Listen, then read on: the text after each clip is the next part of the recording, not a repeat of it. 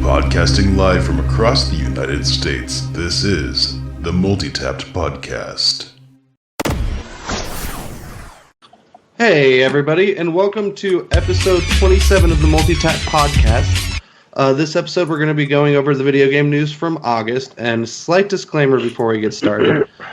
Normally the episodes are an hour and a half long. Tonight's episode is going to be about an hour. Myself and Mr. Popka are both pretty sick with colds, so been coughing and sneezing quite a bit. So we're going to do our best to make sure to mute our microphones so that doesn't happen. I have a little paper towel here for my runny nose and all that jazz. But yeah, joining me tonight will be Mr. J. Dolly Popka himself.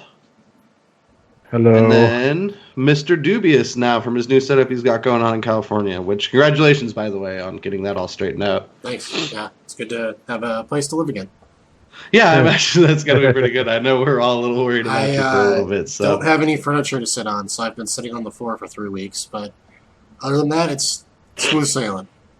Yeah, you know, I know this isn't your first place, but I shit you not, the first apartment I ever got, I didn't have furniture for like the first month.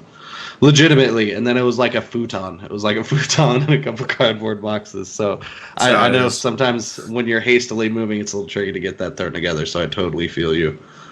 As far as gaming news from the past month is concerned, the big things we're going to get into is Gamescom happened, which a few interesting things were brought up there.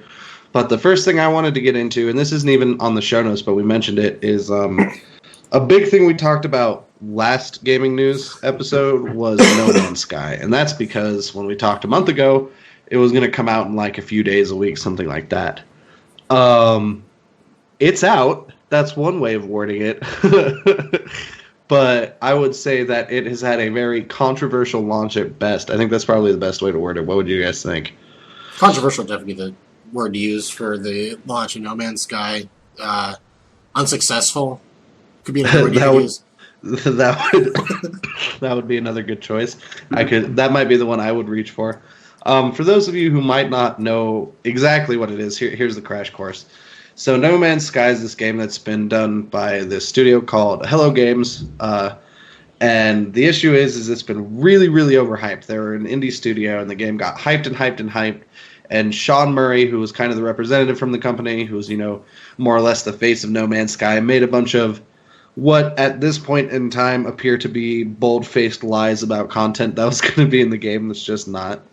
And like online. There was a lot of the multiplayer features. Just we'll get into it, but it's gotten to the point where Steam had to make an official announcement saying that they are not changing their return policy for No Man's Sky, even though people really, really want them to. It's bad. I don't know if you guys have gotten your hands on it, but nope. I think the best way to describe it, I think, is $60 tech demo. I really feel like that's what I reach for. For me, I would have to quote the fantastic actor Jeff Goldblum in the cinematic masterpiece Jurassic Park. Now that's one big pile of shit. Yeah, that's a pretty good way of describing it. My issue, and this was something that we talked about last time when we talked about No Man's Sky, is I knew it was going to be overhyped. Like, the second I heard them be like, this is going to be a game with billions of planets in it, and you'll never see the same thing twice, there's going to be diverse space factions and multiplayer and crafting, and it's going to be all this shit, I was like, there's no fucking way. That's not a realistic expectation, you know what I mean? Yeah, I was excited for those ideas, but I was like, it can't be as great as they're making it out to be. Like, they can't bring every single promise they want. And the other thing too for me is I have a real big hesitancy to trust anything that's hyped at E3. I call it the Watch Dogs effect. Because for years we heard about how amazing Watch Dogs was going to be, and check out all these features, and look at how gorgeous the game is, and E3, and then that came out. Do you remember how huge of a it was? It's that old saying, burn me once, shame on you, burn me twice, shame on me. So whenever there's a game... I think Watch Dogs is one of the main reasons I stopped buying Ubisoft games. I've yet to play that game, so I played way more of it than I should have. I can put it that way. I put way more time into that game than that game had any right to be played for. Well, because see, I was expecting No Man's Sky to be a pile of shit, and based entirely off of the principle that it was like I couldn't buy into any of that. You know what I mean? So, like a month and a half ago, when all of that leaked footage started coming out from that guy who got the copy and like broke the NDA and just started streaming the game and shit, right? I was like, huh. So this is like half of Minecraft set in space. It's like all the gathering and all the procedural generation, but minus any of the shit to do. Yeah. You know what I mean? That always seemed to be the biggest problem with No Man's Sky, in my opinion. Like, even when I first saw it, I was like, I mean, these concepts are interesting, but it's so, like, open that there's not much of a game there. Like, I mean, I guess the goal of the game was to go to the center of the galaxy or something like that. Was what I've been told. But yeah, it just doesn't seem like with the game being that vast and that procedurally generated, it just doesn't seem like there's any way you could have like a focused story or anything with that game. I mean, that's a good way of putting it. It's just the scope was too large. You know what I mean?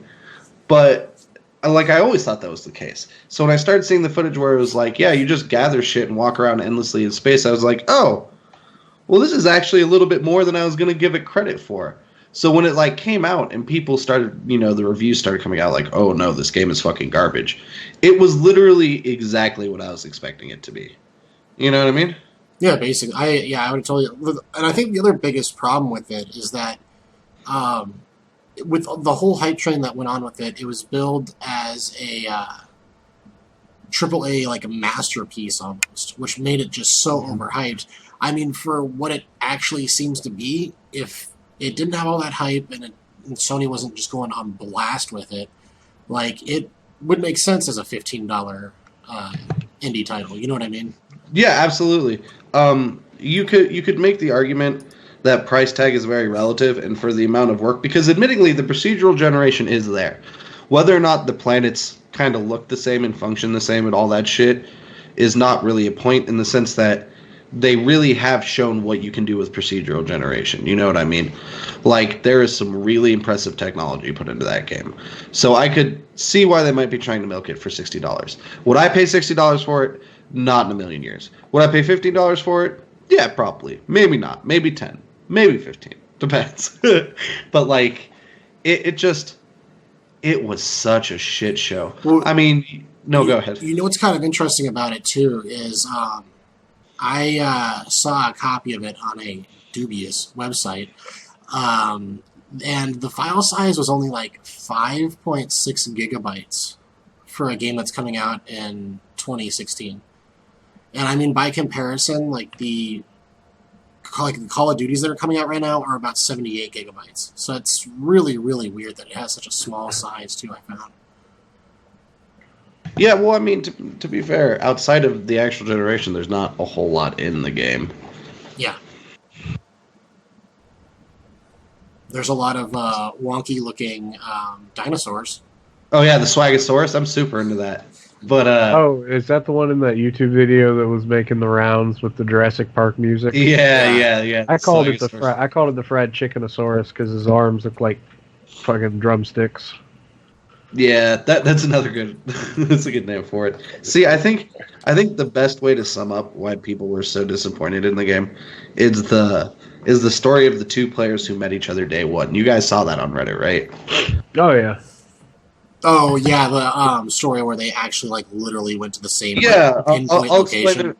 I'll explain it to chat in case they didn't see it. So pretty much what happened is on PS4, two people who were streaming figured out that they were like in the same galaxy, like planets away from each other, right? Well, not necessarily planets. One player had to make like 3 or 4 jumps, which is by no means a short travel. But they figure it out. They get in contact with each other. They schedule a meetup. They go to the exact same place. And keep in mind that, like, and admittingly, this was a big problem with the game, is that Sean Murray didn't lie about everything. It's that they were just so ambiguous with their answers. You know what I mean? But one of the big things they said was, well, you don't know what the player looks like. The only way you'd find out is if you saw another player, shit like that. When people were like, well, can you find other players? Being like, the chances are so small, so who knows? But it happens, and they schedule it, and they get the meetup, and they get to the same point, and they cannot see each other. There's no interaction. There's no nothing. One thing that they did notice is even though they were at the same places, right, trying to see each other, the times varied, which inclines me to think that it's probably instanced similar to the way that they do it in World of Warcraft. Yeah, You know what I mean? it's probably like they probably have multiple back-end servers, and since it's not really designed to have people meeting up with each other, like each server probably only holds like I don't know, 100 people in like that universe, and if they're not like choiced into the same server, there's a chance that they would never meet up. At least for the back end, that's what it seems like was going on. If there even is that infrastructure to the game, I mean, didn't it like on the package even say that like it's not online? Well, okay, there are actually people in the UK who got copies of the game where there's a sticker over the part where printed on the box it says it's multiplayer, but then it has a sticker over it that says it's not. Yeah. Okay, yeah. Nice Like- and sketchy. Nice and sketchy, yeah, that's a good word for it. Well, I 'Cause guess one of those- the PEGI rating board is a little bit more strict than the ESRB here, so I can imagine like if they actually did find out something like that, they would have to update it before they could sell it anywhere, since the rules are a lot more strict in Europe for selling games. Yeah, it's just it all summarizes it so well. And then even after the player meetup thing, Sean Murray's response was, "Wow, that was fast. We never thought that would happen so fast." Like, you know what I In mean? this day and age, seriously? Yeah, it's one of those things where it's like I don't know. Well, and it's practically the most hyped game of the summer. It's been like the most hyped game of the past couple of years. One of my good friends has had posters for that game for like a year and a half now, being like, "It's going to change the gaming industry," and then just fucking Just like VR. yeah. Well, to be fair, I think the Vive has some shit going for it that the Oculus doesn't. But that's a conversation for a whole nother time that we can get into. But I think it's funny because one of our Multitapped members, and here's a little plug for him too, Lucius Showcase. He released a Hated Gems video on No Man's Sky, and it's a funny story because he is like the second most hyped person for the game that I ever knew. You know what I mean? Like he was day one. Oh man, this game's gonna be amazing. Hello Games is gonna be such a fantastic studio. It's gonna be fantastic. You know what I mean? And it got to the point where he bought his copy off of Amazon, right? And so it wasn't going to get to him midnight the day that it launched. So he actually went out and bought a collector's edition so that he could play it before his other copy got there. So he bought 2 copies of the game. You know what I mean? And it's funny because I'm sure you've seen his review, Dewey's, but he talks about how he thinks it's partially, people's faults for overhyping it. It's not Hello Games and Sean Murray's fault. There's things to do and it's enjoyable. But literally the next day when I talk to him, and he'll say this now if you talk to him too, he says that he wishes he could redo that video because not even a week after he wrote that script, he was just like, no, the game sucks. It was a pretty big ripoff. I deeply regret purchasing these 2 copies. Well, I tuned in on he was streaming it the night it came out, and I was watching him. He was like getting real into it. I was watching it, and I was like, oh, this is dangerous. I better not be watching this because I might even think about getting this game. I don't want to do that. Yeah, which, like I said, because there are games that when they come out are more tech demo than they are game. You know what I mean? Like Luigi's Mansion. Yeah, Luigi's Mansion. I mean, that's one of the great things why I like Dark Moon is because Dark Moon is actually a game in length. You know what I mean? But there's no reason it should have been $60. I understand they put a lot of resources into it, and there's a lot of technology and all that stuff, and it's been developed for an extremely long time, but there's no real reason to justify that $60 price tag. And I mean, especially with the amount of bugs that are still remaining all these weeks after now, and the fact that they've been patching constantly, and it's still not running. They've lost like 90% of the active player base in the game. Like, yeah, there's no reason to patch it at that point.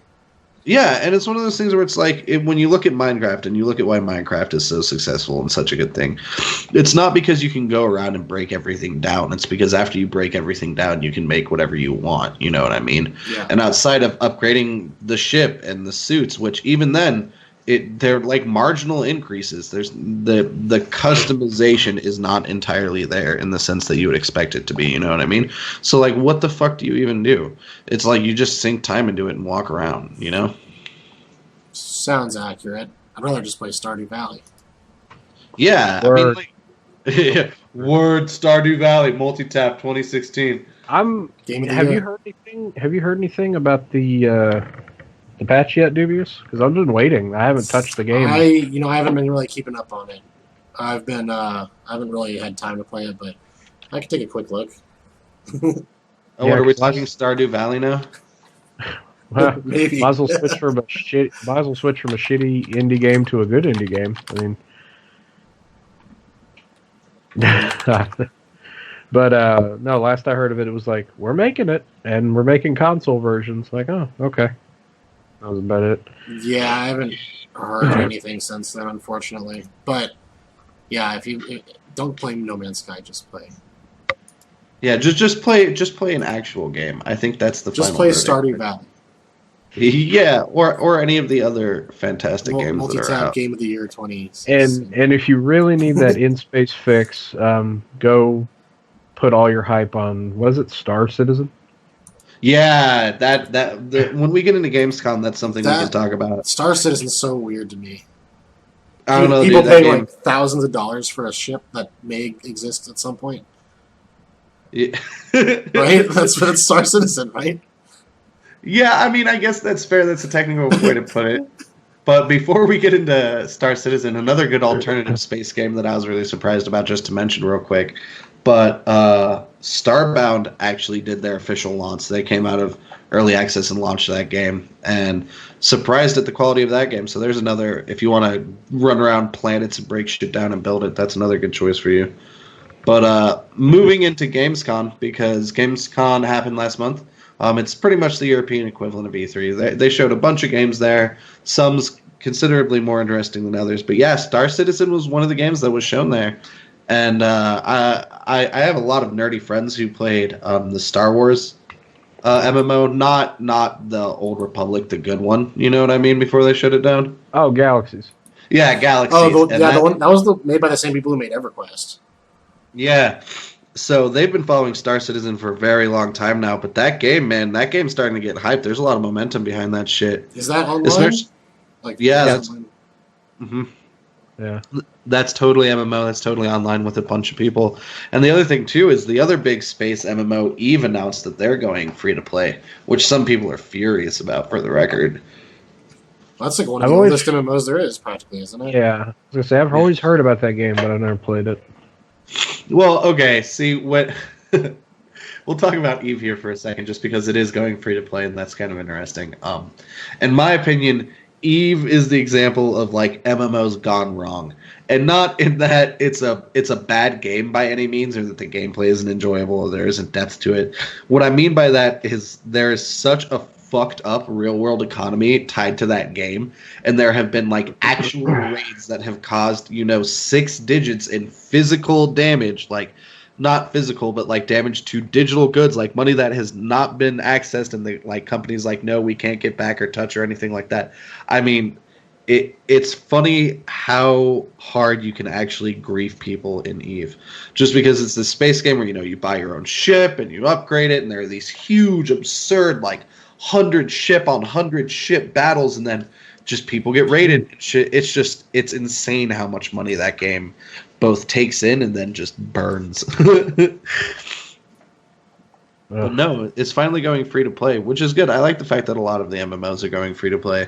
World of Warcraft, their new expansion just came out this month, Legion, and that was really hyped at Gamescom as well. And I don't know if you guys knew this, but you could World of Warcraft actually has a semi free to play model now. You can buy game time using in-game currency, not just real world cash. So it's kind of funny to see all these old So MMO. how much gold do you have to farm to buy a month? It fluctuates, but last time I looked, I want to say it was 34,000. That actually probably isn't that hard to get these days, is it? No, it's Because honestly like not these that new bad. expansions, like you get shitloads of money. Yeah, it is really, really ridiculously easy to farm too.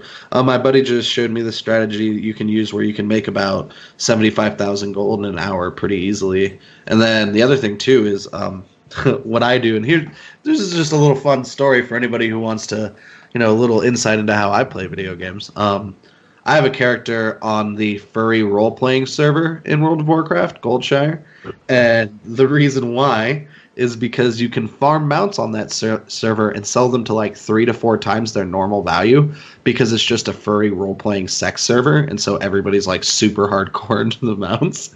So that's how me and a few people I know pay for our time in that game. What? Yeah, it's just exploiting furries with mounts. But that's how you do it. Cash rules everything around me. Cream, get the money. Like, you know what I mean? That's crazy. Yeah. But, I mean, Gamescom generally, a lot of people think Blizzard actually had the best showing there. They showed a new animated short for Bastion. They teased the new map that's out now for Overwatch, Eichenwald. They showed a bunch of stuff for Heroes of the Storm, and they even had a $100,000 Overwatch tournament there, the first one. Like, it was a kind of interesting event. The only thing that was really disappointing for me on it is, like, a lot of the AAA stuff I find really boring. Like, are either of you guys hyped for Battlefield 1? Let's talk about that a little bit, because that just finished their beta. I'm a Call of Duty guy, so I'm never hyped for any Battlefield. I'll have you know. I tried the beta for a little bit, and I don't know. I mean, it's nice that we're not in World War II for once, but as far as the old historical eras go, but it's the same stuff. So it's supposed to be World War One? Yeah. So can you, like, on some missions you're like riding cavalry, and in some missions you're in like ancient tanks? Yeah. Yeah. That might be cool. Actually, that might be alright. See, there's some things I like about it. What I like about it is it reminds me of the old Battlefield games. When I first got into this is middle school, this is like 7th, 8th grade year, right? There was a PC cafe in Lafayette about 10, 15 minutes away from my house. And we would go there and we'd rent time, just sit there for like 4 or 5 hours. Yeah, you remember what I'm talking about, baby. Hell yeah. But the only games anybody ever played in there was Star Wars Galaxy, which obviously I don't have a PC. I don't have a fucking account for that. And Battlefield 1940 or 1942. 42, yeah. And God, those games were so sick, man. I have such fond memories of those old Battlefield games. I had a hard time getting into the new ones, but I really love those old ones. And from what I can tell, Battlefield 1 looks and plays a lot like the older ones. I remember back when 42 people started playing those at the cyber cafes. Like, we used to always go to the one in Westminster, like where the promenade is. Yeah, there used to be one over there, and like. But what we used to do though is this was like shortly after Source Engine came out. So there was CS Source. And we'd go there, like, our group of friends, we were all playing so much Counter-Strike back then. And there'd usually be, like, at least a group of, like, other guys just playing CS in there. So, like, we'd come in and we'd just fucking roll shit and just, like, scream at strangers. Well, I mean, that's half the fun of Call of Duty, right? Well, see, it was CS at the time. But, yeah, dude. Oh, yeah, CS. Counter-Strike. Back in the ancient days when cyber cafes were still relevant. Yeah, right now you just see gaming arenas wearing the Clutch hat, promote a little bit right there. Ooh, go check out Clutch, it's awesome, woo. But, yeah, I mean, my main issue with Battlefield 1 is that it just still looks very AAA, and I'm so wary of that. Because whenever I see these AAA games come out, AAA games, because, like, I was excited for Star Wars Battlefront. I really, really liked Battlefront 1 and 2 on the PS2, but that was a gigantic fucking disappointment. I'm so glad I didn't buy it. I was like honestly really thinking about getting that. And that game was given to me. I barely played it. Yeah, my girlfriend's roommate got it, and I was playing it on his Xbox One. And I was like, dude, this actually isn't good at all. It's pretty bad. Because it was like, I mean, because I loved Titanfall, and like the problem with Titanfall is it didn't lack depth. You thought that lacked depth. I got Star Wars Battlefront over here for you. You don't want any depth at all? Come check this out.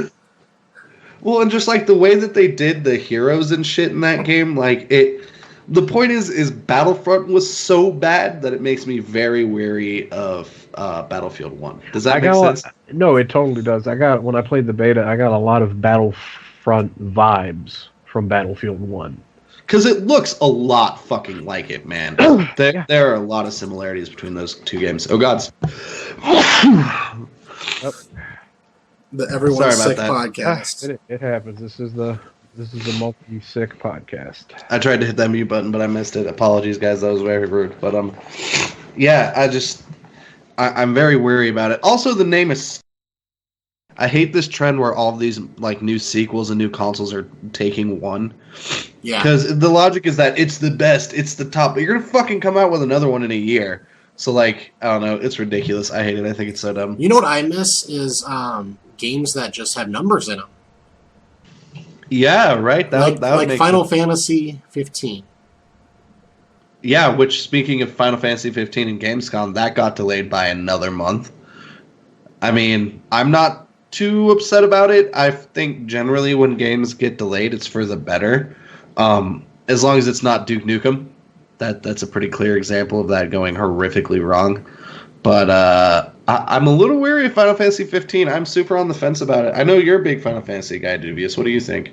Oh, I'm buying it either way, but I don't even know if I'll like it.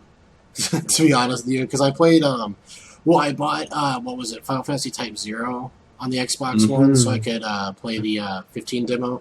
And I also wanted to check out Type 0 too, which is a really, really, really strange Final Fantasy game. But I did put a bunch of time into that Final Fantasy demo. I actually did a video on it, if anyone wants to watch that later on. But basically, it's an action game. Like, what is up with that? It's supposed to be a Final Fantasy, and I mean, yeah, like it seemed pretty cool. I like dug it up until you got to the boss at the end of that demo, and it seemed like you couldn't get his health down. Like even if you leveled up like a bunch before going into it, like that thing had so much health. I don't even know if you could kill it theoretically. But yeah, I'm not sure if the.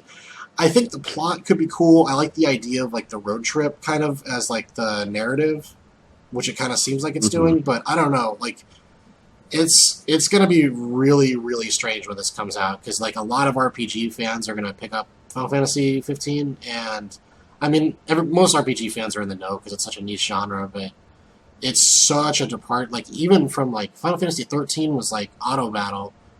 And like 12 was way different than like anything but after 10 has been kind of strange, but yeah, 15 is such a wild card. I'm looking forward to it coming out though. I'm definitely gonna buy it and play it. No, I'll pick it up if only on the logic that it's not Final Fantasy 13. You know what I'm saying? It is funny though how with the main Final Fantasy series they keep going more and more action, and if you want a more traditional RPG experience, those are regulated more to like side, like well, I don't want to say side projects, but other IPs like I Am Setsuda, the Bravely series. I mean, I think a lot of you guys said that Bravely Default was the best Final Fantasy game to come out in years. Hell yeah, that game's sick. And to be honest, go ahead and burn me alive for this one. But Final Fantasy, what is that? 14 Realm Reborn, the MMO, is actually pretty good. Like it's an MMO. It plays like World of Warcraft, but it felt really like a Final Fantasy game. I've always wanted to play that one. Like even though you're playing World of Warcraft, like the Black Mage feels like a Black Mage and the Dragoon feels like a Dragoon, and their classes and like, you know what I mean. So that one was good too. But yeah, Bravely Default and Bravely Second are sick. My main issue is I was doing some more research on 15 just about the delay and what people were saying from what they played at Gamescom, right? And apparently the word is that the game is like 40 to 50 hours long, which in my opinion for Final Fantasy seems kind of fucking short, right? And then the other thing is, I guess it takes place over 10 years, though I cannot necessarily totally confirm that in any way, shape, or form. It's just there's so many weird things about 15 that it makes me really nervous. I'll buy it because it's not 13. Well, in one of the two demos, you're playing as the main character as like a little kid. So I could see it having like, it could take place over 10 years with like the game's prologue being you as a kid, and then it like says like 10 years later.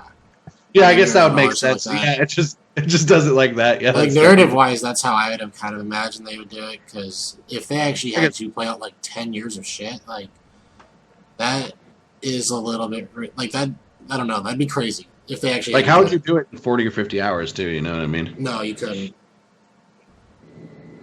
Because you go into a dungeon and then you go from age 10 to age 11 by the time you're out of the dungeon. And I mean, Lucius even said that it doesn't necessarily bother him, and it's not that it bothers me. It's that there are so many things about the project that are just like, this is weird, this is fucking strange, this doesn't feel like a Final Fantasy game necessarily, that makes me hesitant to run at it. Well, it did start off as a spinoff of the 13 universe. That whole project. Because it started out as Versus 13, which was supposed to be a counterpart to Final Fantasy Type 0, which was also, it's supposedly in the 13 universe, but I don't see how it is. But yeah, I have a hard time with the 13 universe, man. I know we've mentioned it, but I've tried to play Final Fantasy 13 5 or 6 times, and I can't get further than an hour or two into it. I got about 22 hours into the first 13. I watched my ex do like 15 hours, and I can't do it, man. It's just Final Hallway 13, you know? The plot's not very good either, but... Yeah, I guess I can say that I don't have to worry about that happening with this Final Fantasy game. So there's that plus, right? Did you happen to play Final Fantasy Type 0? I have it, but I haven't played it. I've watched Jared's review on it a few times, so if that counts for anything. So you know how like that has a like real-time battle system, but it still goes to a different screen for the battles. Like Final Fantasy 15 completely eliminates that. Everything takes place just in an open world, so you never like transition to a different screen even for battles. So kind of like how they did it in 12, because you didn't transition in 12. No, you didn't. No, yeah, kind of like it's like 12, but there's like no, it's all action. Like every button you have does something, and that's what you got.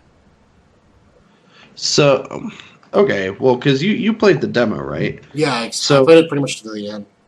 I assume you can reassign different functions to the face button, so like it could be attack or it could be like a spell or some shit like that. Not that I was aware of, but you could like open a menu to like cast spells. I'm pretty sure.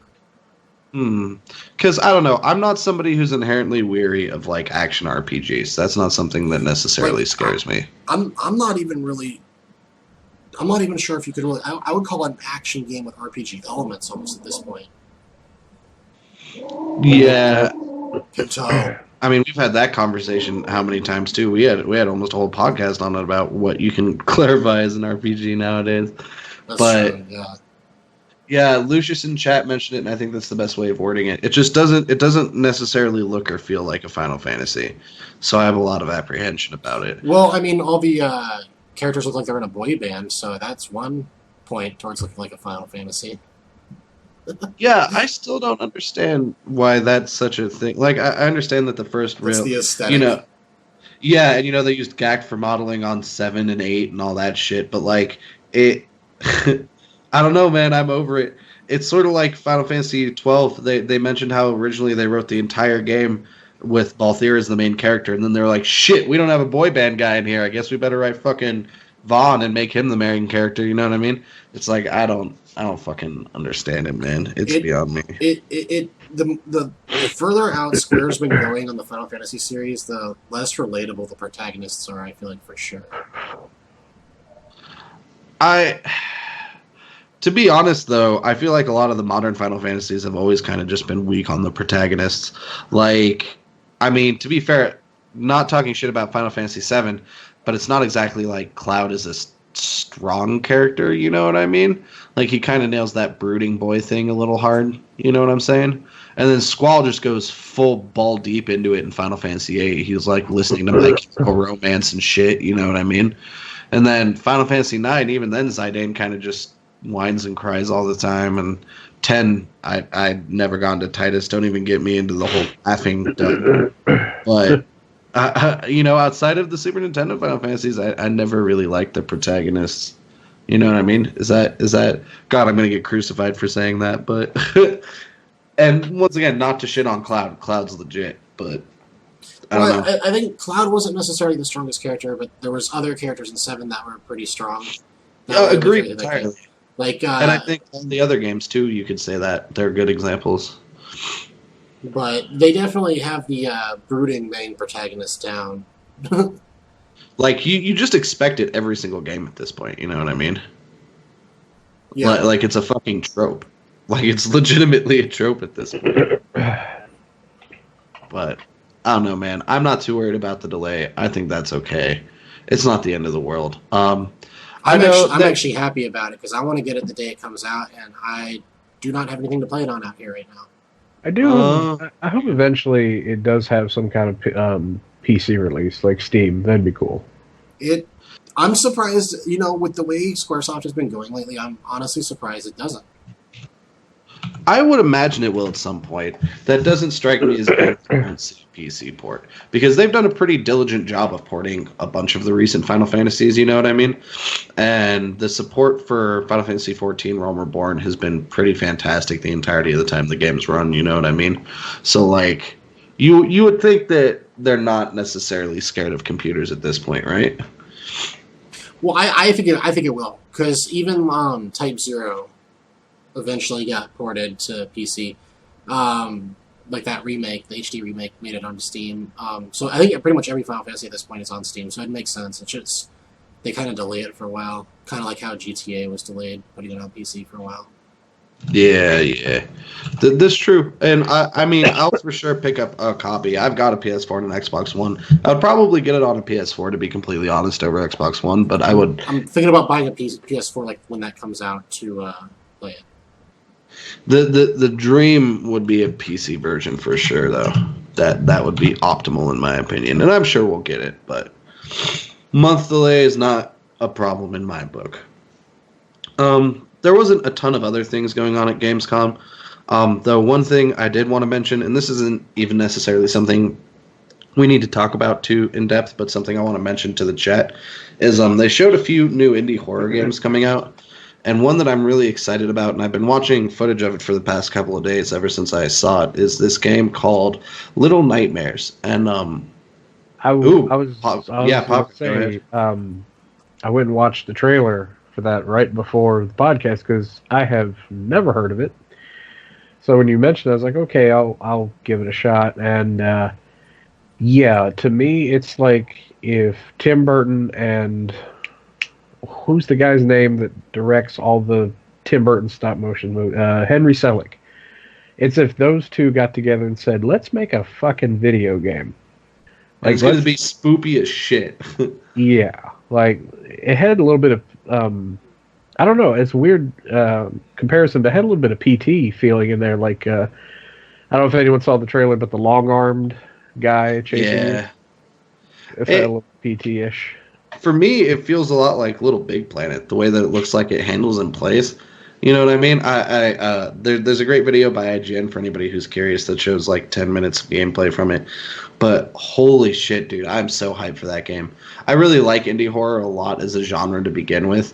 But yeah, the way you described it, Popka, is a really solid way to describe the visual aesthetic of it. Like, it just looks fucking cool.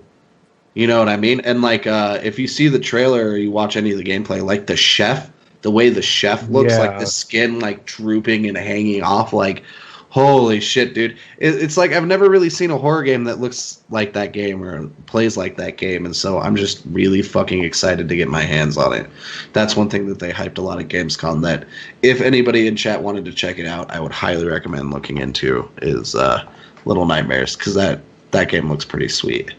Other big news, and this is more recent, this is as of today actually, and this is probably going to be the last thing we really sink our teeth into here in this 20 minutes tonight, is that they announced the PS4 Pro. And this is definitely something that I want to talk about because I have very mixed opinions on it. Did you guys look into any of that stuff or hear anything about it, or do you want me to explain it? Why don't you explain it? I definitely have some opinions on it, though. Okay, so pretty much more or less what they announced is they're coming out with this version of the PS4 called the PS Pro. And what it is it's like a 4K HDR video console. It's kind of like what Xbox is doing with their Xbox One Slim or whatever. That's going to have... Scorpio? Yeah, or whatever. Yeah. But it's got improvements to the processing units. It's got improvements to the hard drive. It's got more storage space. It's got more VR capability. And it's going to sell for $400. But their big fucking pushing point, which is the thing that I'm probably going to complain the most about here, is the whole 4K thing. But no, what was your opinion, Dubious? What did you think of the whole I'm going to buy one.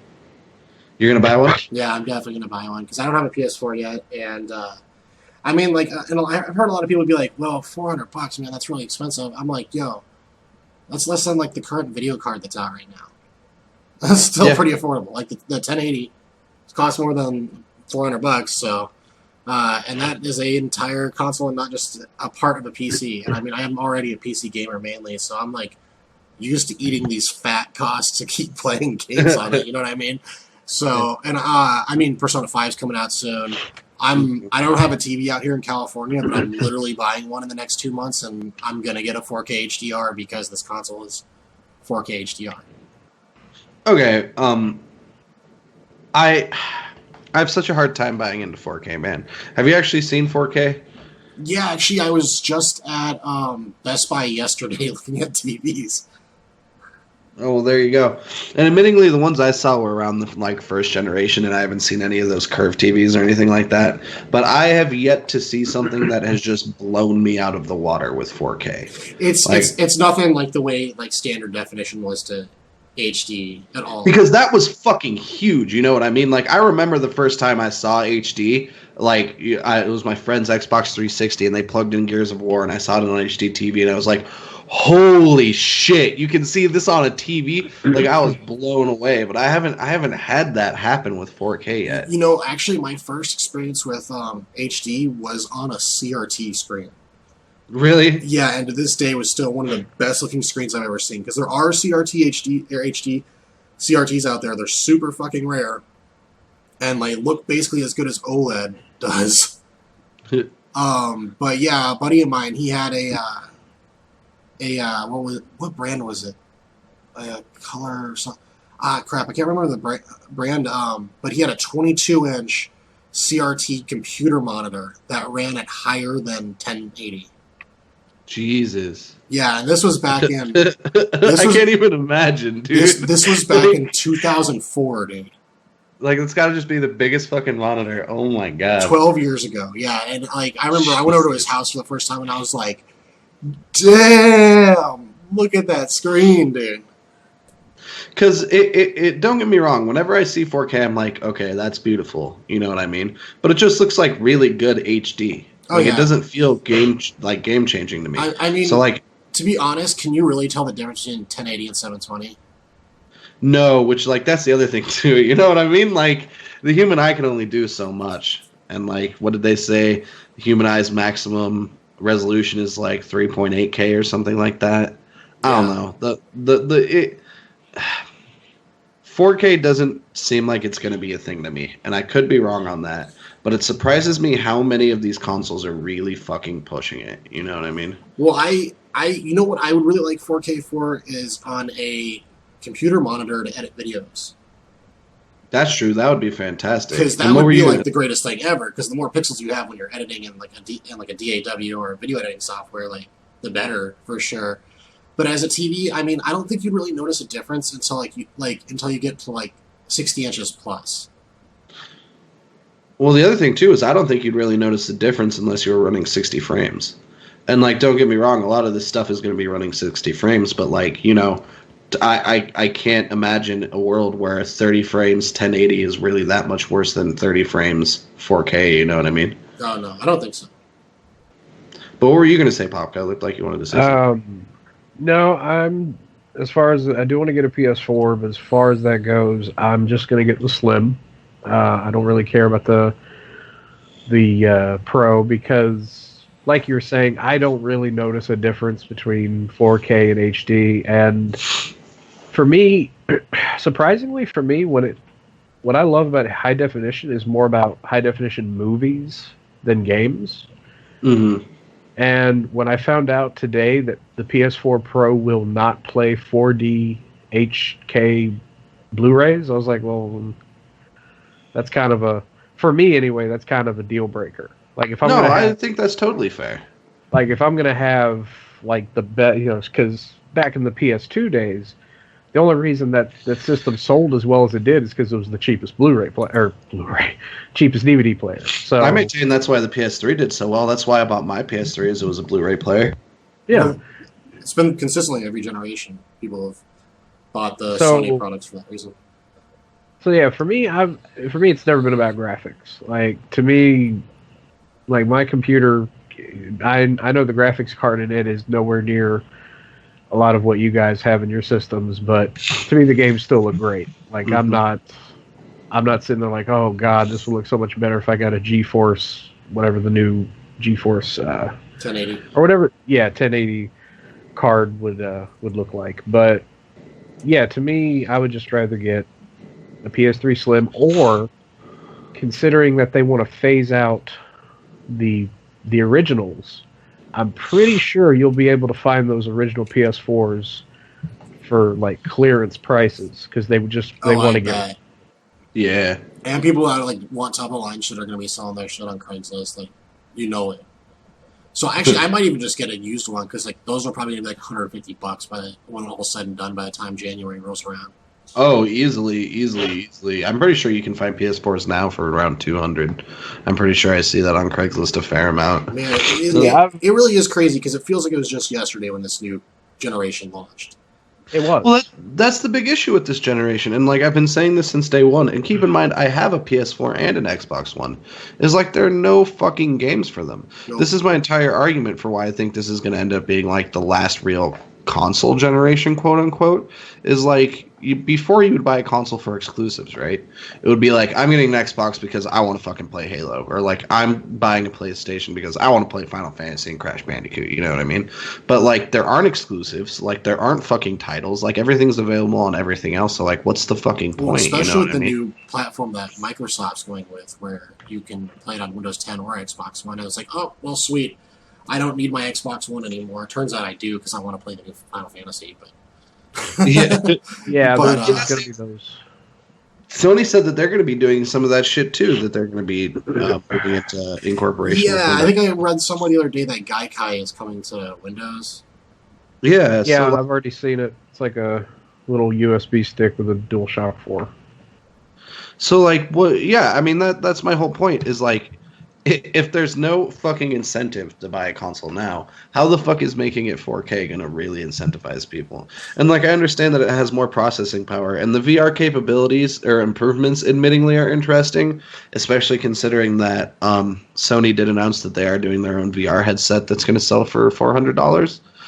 But it just seems so worthless to me. It's the same thing I had with the new Xbox One that's coming out. It's like, I don't see the fucking point. I don't understand this logic of doing video game consoles the way they do cell phones, you know?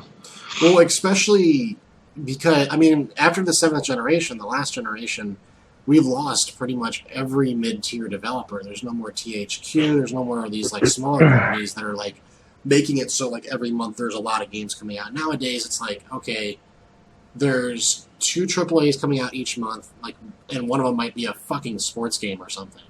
And then like one game that like people are actually interested in, and then you'll get about 100 indies that obviously aren't AAA titles. And I think that the video game industry really, really got fucked when we lost that mid-tier developer like level. I think that's an interesting argument. I think you and I have a different opinion on indie developers, but I also think that's because I've been playing so much console in the past, or PC in the past few years. Because the indie development scene on console is slim pickings, you know what I mean? Because you're getting licensing fees, you're getting production fees, you know what I mean? Especially when you compare it to modern Steam. Yeah, like Steam doesn't give a fuck, you know what I mean? Like there's no real incentive for like competent indie development companies to waste money developing for a console. And that's not to say that consoles don't have good indie games on them. It's just most of them are ports. You know what I mean? And you know, the other thing that's weird too is there's like the slew of like regular indie titles, and then you get like, especially when it comes to console, you get like what I would call like a AAA indie title, like Super Meat Boy and that kind of stuff. Yeah, that's fair too. It's just, I don't know. I think it's so lackluster. I'm genuinely surprised by the amount of hype that it's getting, because I thought it was underwhelming at best. I really did. Well, people are up in arms, especially people that already own PS4s, it seems like. Well, because there's nothing really to it. Like, I guess a big value, it really comes down to how much do you value VR and how much do you value 4K. If you think those are both going to be huge things, then it's probably a worthwhile investment. But if you don't, then it's probably not. And like, I land in the middle, because I think particularly with the Vive, VR could become a thing. But I don't like 4K will be a thing. People will have it, but it's just going to be it's not going to become popular. It's not going to be like what HD did to standard definition. Well, I still think everything will shift eventually to 4K. I mean, in 10 years, you probably won't see too many 1080 TVs still floating around, I don't think. I mean, I guess that's fair, but that's 10 years, that doesn't really apply to my past coming out. Keep in mind, just 10 years ago, almost no one had a flat screen. Like when you're like, I mean, that's also true. Because I remember I had a really, really huge CRT TV 10 years ago when I was in my college dorm. Yeah, we actually have one in my house. We have one of those huge ass CRT TVs upstairs that we use. We hooked up my PS2 to it and the original Xbox and shit. So they're great for playing retro games if you're an enthusiast, but you don't see them much anymore. Yeah, I mean, there's no real reason to. I guess that's fair. I could see 4K taking it over like that, but I just don't see it as being like the same boom. You know what I mean? Yeah. And it's actually funny that Popka mentioned movies, because that's part of the reason why I like Blu-ray so much. Yep. Is animated movies, man. Like, I know that sounds ridiculous, but like Coraline and fucking Paranorman and shit on Blu-ray look absolutely breathtaking. It's funny you're talking about like first HD experiences. So I picked up my first flat screen, and I got a PS3 at the time, and I picked up Up. Disney Pixar's Up. And around this time, Miss Popka was coming down to visit me in South Carolina, and I didn't tell her I got any of this stuff. And when she came in, she's like, "Oh my God, why would you spend money on this when you have DVDs?" Da, da, da, da. I put in Up. The minute that movie started, she was just like, "Okay, we're getting Blu-rays now," because that movie just popped. I mean, the colors, the graphics, just right in your face, just beautiful. That's what happened. The first Blu-ray I bought was Coraline, and it was one of the combo packs. And I watched the standard at my parents' before I watched the HD at my house. And I watched it, and I was just like, "Holy shit, this isn't even close." You know what I mean? Like, Yeah. Once movies get around to that case with 4K, I'll probably end up picking one up. But one like Anime looks so good in HD. Sorry to weeb out on you guys, but. no, please weave away, sir. Like, any opinion on 4K is appreciated. Try to make me a believer. I guess I haven't seen I haven't seen an anime on a 4K TV, but I know like the difference between like standard definition anime versus HD anime, like looks amazing. Yeah, I don't know what it is, but like literally every animation style I've seen just looks so much better in Blu-ray. Like, I don't know what it is. I don't know how to explain it, but it does not surprise me that Miyazaki would look great in Blu-ray too. I really want to get that collection that they have that has all of his movies and shit. That thing looks really good. And I've been playing through Ni no Kuni lately too, so I've been getting deep in that Miyazaki. Yeah, honestly, that's one that I've been thinking about replaying too. My roommate her schedule got switched, so she hooked up my PS3 and has been playing through some games, and that's one I've been wanting to touch. But we're getting a little off topic, but to be fair, we're in the last couple minutes, so it's not the end of the world. So no one sold on 4K, basically. Well, see, yeah, not yet. But if you were to buy a new TV right now, you'd get a 4K TV. You know what I mean?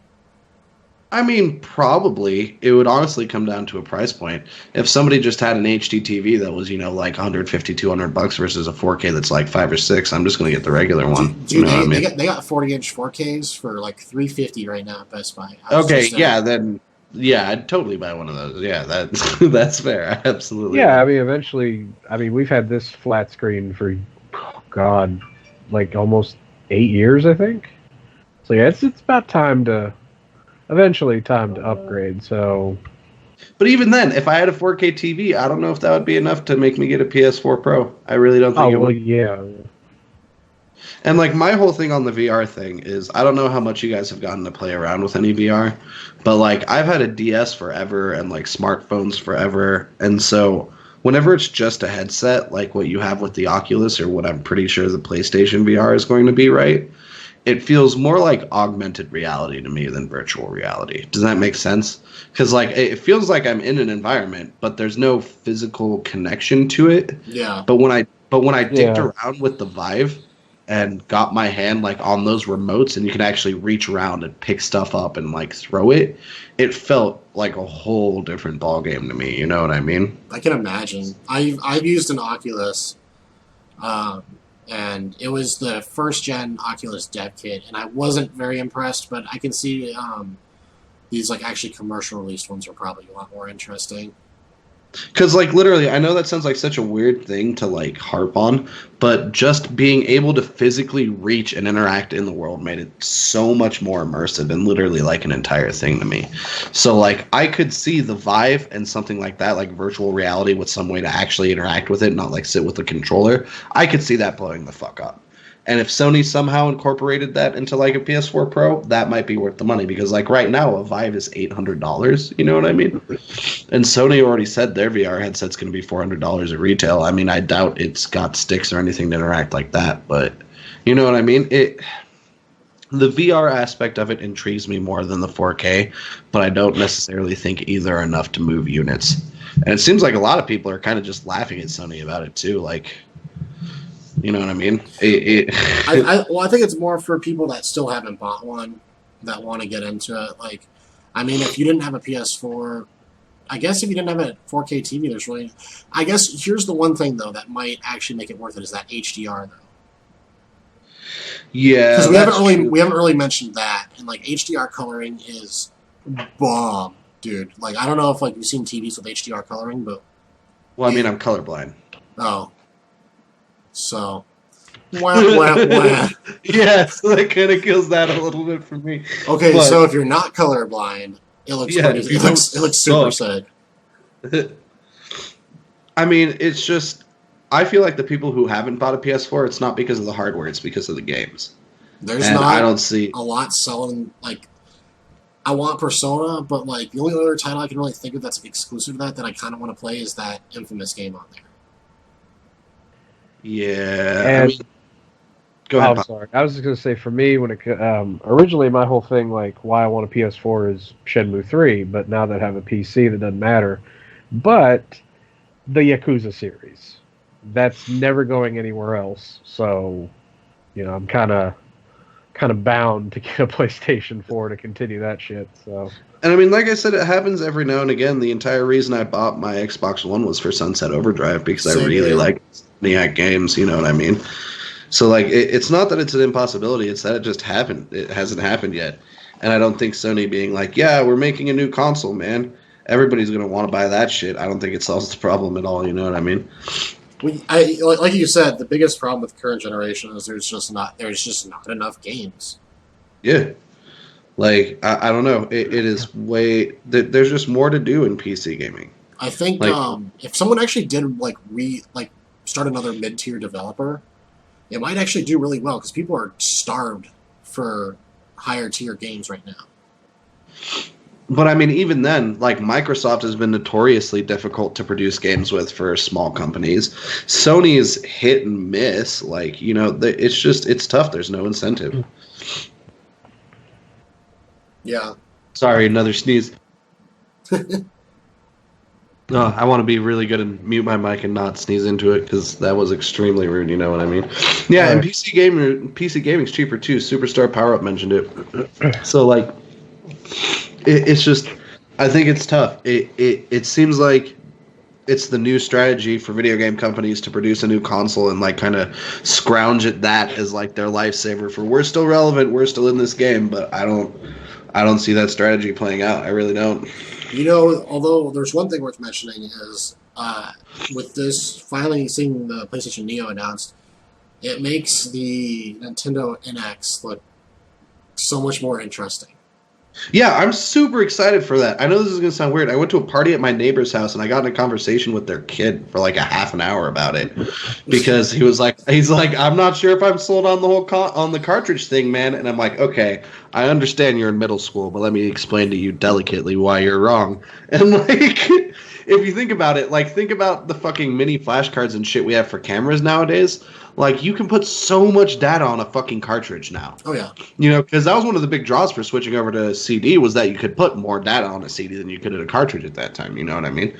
So, I'm fucking so hyped for it. I love the cartridges. I mean, they could literally sell games on USB thumb drives and have those games have more space than a Blu-ray. Yeah, you know what I mean? Like, I don't know. Slightly higher cost of production, but... whatever. I'm really excited for it. I genuinely am. I'm more excited for this next console than I am for anything. Or I was for the Wii U. That's for damn sure. I'll tell you that one right now. Well, the Wii U is just a bunk ass bitch console. I don't. Okay, don't get me wrong. It's an iffy console, but once again, fucking good games on it, man. But we don't need to start arguing about the Wii U here. But yeah, I mean, I guess you can argue with us on Twitter about that. Yeah, who knows? Maybe that would make an interesting podcast episode sometime. Just a Wii episode. Fuck the Wii Get U Nico episode. on the air. Yeah, dude, it'd get pretty violent pretty quick, I think. But that pretty much covers it for the gaming news as of recently. That was the little bit of the stuff that happens at Gamescom and the stuff from Sony today.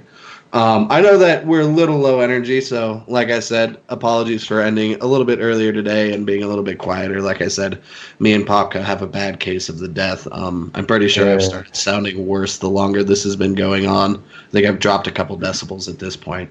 But Popka, where can people reach you? And are there any projects you would like to plug? Anything like that? Yeah, as always, you can find me on the Tweetors, name at symbol the Popka. As far as projects going, I finally got everything I needed done for next month's Halloween special. Just gotta get over this crap and actually edit it. But yeah, it's gonna be a four episode special over the month of October. I'm gonna cover 4 games, 2 from each series. On the original Xbox, the first 2 Fatal Frames and the 2 Suffering games, if anyone's ever heard of those back in the day. Very interesting. Yeah. So, yeah, it's going to be a fun time. Finally get back in the swing of making videos at a much more quicker pace than I have been. But other than that, yeah, that's pretty much it on my end. Sweet. What about you, Dubious? Where can people reach you, and what do you have coming along? So first off, this is actually more of a podcast announcement. We have all the episodes up until tonight's episode that are going to be released on iTunes again. So we finally have all that cleared out, which is awesome for anyone who listens to this podcast through the audio version. Just as a heads up, and I mean, you'll notice it by the time you get to this episode if you actually are subscribed to the podcast feed, which you can subscribe to on iTunes. We're going to try and get on Stitcher and Google Plus here soon. But for the next week, there's basically going to be a podcast dropping every single day on the audio version. So anyone who subscribes to the audio version, that is in the works, and it's all been taken care of as today. So that is good. And as for me, you can find me on YouTube, Dubious Gaming Online, Twitter, Dubious Gaming. Just had a new review come up today, so if you go to YouTube, you can see my new review on Kelly Slater's Pro Surfer for the GameCube, which is a kind of Tony Hawk-like surfing game. And I also am still working on NES Chronology. I am getting it, so there'll basically be a whole month of releases ready to go whenever the series starts up again, and hopefully that series will be able to start up again soon. I won't say when. Very I'll say nice. soon. I'm excited for NES Chron to come back. I know that they're quick, and you're hitting all the titles one by one. But as somebody who never really got exposed to the original NES library that much, I've been enjoying the series quite a bit.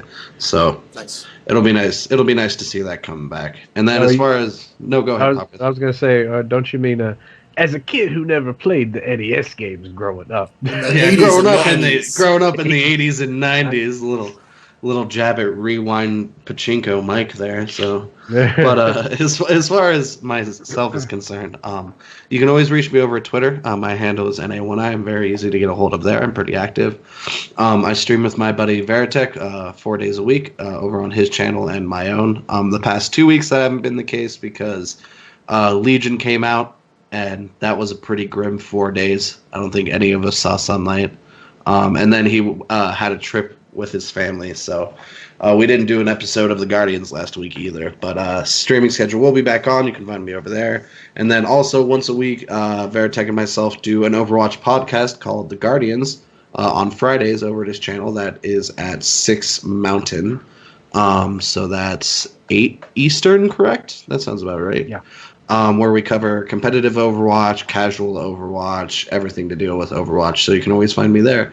As far as people who came tonight and watched this live, I wanted to thank you all for coming and joining us. It's really fun to get to interact with chat, and it's nice to see all you guys come. As far as people who are catching us on YouTube and the audio versions, thank you for listening and tuning in as well. We appreciate the support.